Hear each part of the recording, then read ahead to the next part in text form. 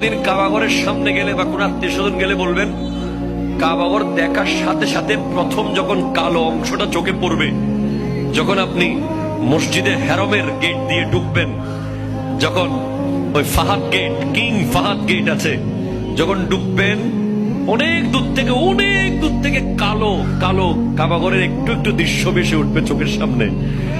তখন দোয়াটা করবেন কি? দোয়া করবেন কয়টা? যখন কয়টা? একটা দোয়াই কবুল হবে দেখার সাথে সাথে। কাবা ঘর দেখার সাথে সাথে প্রথম যে দোয়াটা করবেন ওটা কবুল করবেন কে? এখন শিখে নেন, অনেক মানুষ জানেন না হিকমত।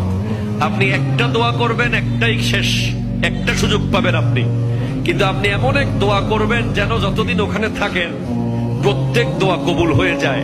এই হিকমতি দোয়াটা শিখে নেন।